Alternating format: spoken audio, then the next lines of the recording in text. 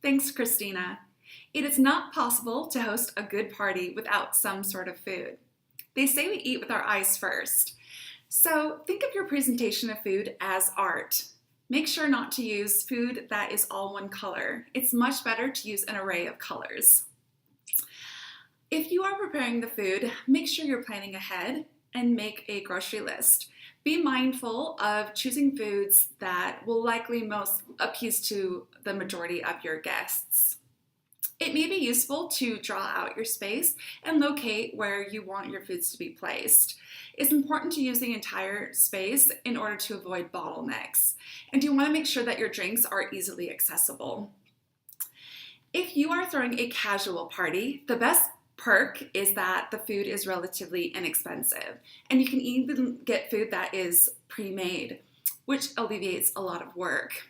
It doesn't have to be fancy. In fact, it's completely appropriate to ask your guests to bring a dish to share. Some good foods to include in your casual party are hamburgers, hot dogs, pizza, chips, sodas. Cleanup is super easy if you just want to use paper plates and plastic silverware. Now, a semi-formal party is a little bit nicer, and the best benefit of a semi-formal party is you don't necessarily have to provide an entire meal. It can be as simple or complex as you wish. Since semi-formal parties usually only last a few hours, it's perfectly acceptable to have finger foods or just food that your guests can snack on.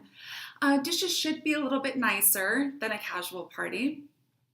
But it's really fun if you incorporate foods that complement the theme that you've chosen. Now, formal parties, those are going to be your most expensive parties. You want your food to be very high quality and allow for options.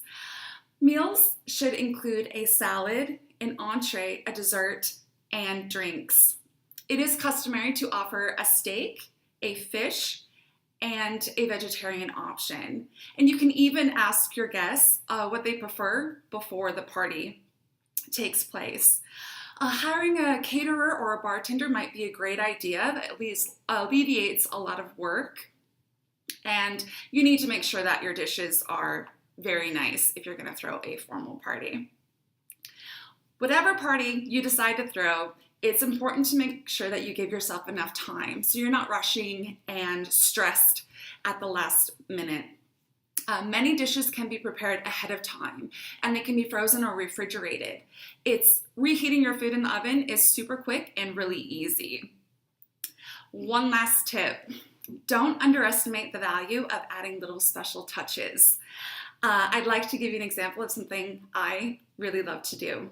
So, when I do drinks, I like to take a glass like this one. I add a little bit of water to the rim of the glass, just so. And then I take some sugar and I just simply dip the glass in the sugar. You'll see it kind of sticks. Next thing I do is carefully pour a drink of your choice. I'm family friendly, so I'm going to pour some sparkling cider. Carefully, like that. Then I want to add some color to this. So I like to add a piece of fruit, like this strawberry. It's very simple. I just take a small knife. I cut a slight sliver right down the middle. You can kind of open it up. Stick that right on the rim. And there you go. Super fun, super simple. Just adds a little special touch to your party. Now Cruz will give us some great ideas and tips on how to have some fun party activities.